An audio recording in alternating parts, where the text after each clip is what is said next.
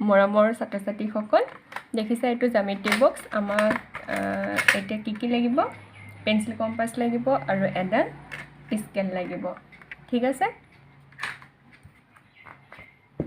গটিকে আমি এটা গুটাই ললো এটা তোমালোকে এডাল চিনি পাইছা নাই বাৰু এডালৰ নামই হৈছে পেন্সিল কম্পাস ঠিক আছে ইয়াত চোৱাচোন পেন্সিল কম্পাসত পেন্সিলডাল কেনেকৈ ভৰাই তোমালোকে নিশ্চয় জানা এটো ইয়াত ভৰাবা ভৰাই এই নটটো টান কৰি দিবা ঠিক আছে আমি আজি আহাচোন চতুৰ্থ শ্ৰেণীৰ গণিতৰ বৃত্ত নামৰ পাঠটো আলোচনা কৰোঁ আশা কৰোঁ তোমালোকে ঘৰত ভালদৰে পঢ়া শুনা কৰিছা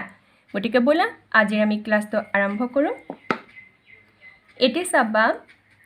মই পেন্সিল কম্পাসৰ সহায় কেনেদৰে বৃত্ত আঁকিম এতিয়া চোৱা এই কম্পাসডালৰ এই জোংটো দেখিছা জোংটো ইয়াত লবা লৈ লাহে লাহে বহিখন ঘূৰাই দিবা ঠিক আছে বহিখন ঘূৰাই দিবা দেখিলা এতিয়া বৃত্ত অঙ্কন কৰিলো দেখিছানে গতিকে এটা এই কম্পাসডাল আমি যত ধৰিছিলো এটোৱে হ'ব কি বৃত্তটোৰ কেন্দ্ৰ গতিকে এটো বৃত্তৰ কি হ'ব কেন্দ্ৰ হ'ব দেখিছা তোমালোকে গতিকে এটো কি হ'ব বৃত্তটোৰ কেন্দ্ৰ হ'ব মই এটা বৃত্তৰ কেন্দ্ৰটোৰ নাম দিছো ও ঠিক আছে এতিয়া আহা বৃত্তৰ ব্যাসনো কি এতিয়া সো এই বৃত্তটোৰ কেন্দ্ৰৰ মাজেৰে আমি যিডাল ৰেখা অঙ্কন কৰিম সেই ৰেখাডালেই হ'ব বৃত্তটোৰ ব্যাস ঠিক আছে এতিয়া চাবা মই ও কেন্দ্ৰৰ মাজেৰে এডাল আঁচ টানিছো ঠিক আছে এই আঁচডালৰ নাম দিছো এ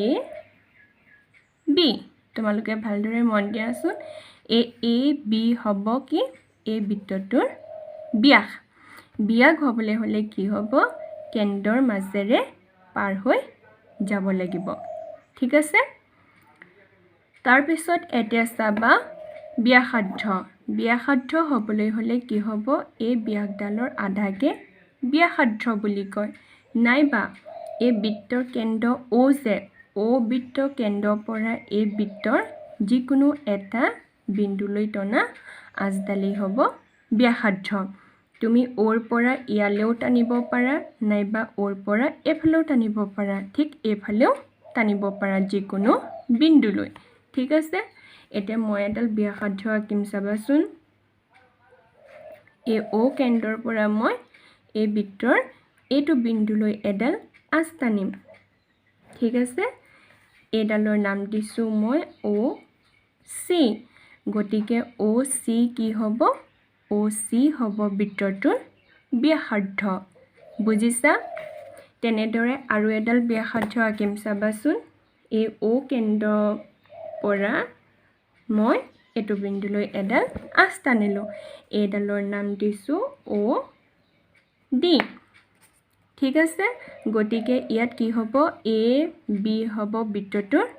ব্যাস ও সি ও ডি হ'ব বৃত্তটোৰ ব্যাসাৰ্ধ তেনেদৰে তোমালোকে মন কৰাচোন ও এ আৰু ও বিও কি হ'ব এই বৃত্তটোৰ ব্যাসাৰ্ধ কিয়নো এ বি ব্যাস আছিল হয়নে নহয় ব্যাসৰ আধাই কি ব্যাসাৰ্ধ ও বিৰ যিমানটো দূৰত্ব ও এলেও সেই সমানে দূৰত্ব অৰ্থাৎ আধা আধা হয়নে নহয় গতিকে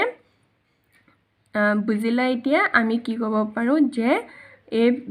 ব্যাসৰ আধাই হৈছে ব্যাসাৰ্ধ নাইবা আমি এনেকেও ক'ব পাৰো যে ব্যাসাৰ্ধৰ দুগুণে হৈছে ব্যাস ঠিক আছে তোমালোকৰ কিতাপত আছে ভালদৰে মন কৰিবাচোন এতিয়া মই ইয়াত সাইডত লিখি দিছো এই বৃত্তটোৰ পৰা আমি কি পালো ঠিক আছে তোমালোকে মন দিয়া ও হৈছে বৃত্তৰ কেন্দ্ৰ ঠিক আছে এ বি বৃত্তৰ ব্যাস তেনেদৰে OD, OA, OC আৰু কি হ'ব বাৰু OB কি হ'ব বৃত্তৰ ব্যাসাৰ্ধ বুজিলা এতিয়া চোৱা মই যে তোমালোকক কৈ আছো ব্যাসৰ আধাই হৈছে ব্যাসাৰ্ধ এতিয়া চাবা OB যোগ যদি কৰোঁ আমি OA লগত তেতিয়াহ'লে আমি কি পাম AB পাম ঠিক আছে তোমালোকৰ এইখিনি নালাগে এইখিনি তোমালোকে ওপৰ ক্লাছত ভালদৰে বুজি পাবা এটা তোমালোকে মুঠতে বুজি থোৱা বৃত্তটো কেনেদৰে অঙ্কন কৰিলো মই কেনেদৰে অঙ্কন কৰিছিলো পেন্সিল কম্পাসৰ সহায়ত ঠিক আছে আৰু কম্পাসৰ এই যেটো জুংটো আমি য'ত লৈ আমি বৃত্তটো অঙ্কন কৰিছিলো সেই বিন্দুটোই হ'ব বৃত্তটোৰ কেন্দ্ৰ আৰু কেন্দ্ৰৰ মাজেৰে যিডাল আঁচ টানিছো এডালেই হ'ব বৃত্তটোৰ ব্যাস আৰু বৃত্তৰ কেন্দ্ৰৰ পৰা এই বৃত্তটোৰ যিকোনো বিন্দুলৈ টনা আঁচডালেই হ'ব বৃত্তটোৰ ব্যাসাৰ্ধ বুজিলা নিশ্চয় ঠিক আছে এতিয়া তোমালোকৰ কিতাপত দিছে এখন ছবি এই ছবিখন কিহৰ ছবি বাৰু মেলাৰ ছবি হয়নে নহয় ইয়াত চোৱাচোন চকৰিটো ঘূৰণীয়া জাপিটো ঘূৰণীয়া জেলেপি ঘূৰণীয়া হয়নে নহয় তোমালোক নিশ্চয় গৈ পাইছা এনেকুৱা বজাৰলৈ গতিকে এনেকুৱা ঘূৰণীয়া বস্তুবোৰকে আমি কি বুলি ক'ব পাৰো বৃত্ত বুলি ক'ব পাৰো তেনেদৰে আৰু কি হ'ব সাইকেলৰ টায়াৰ হ'ব তোমালোকে ভাত খোৱা কাঁহী বাটি হ'ব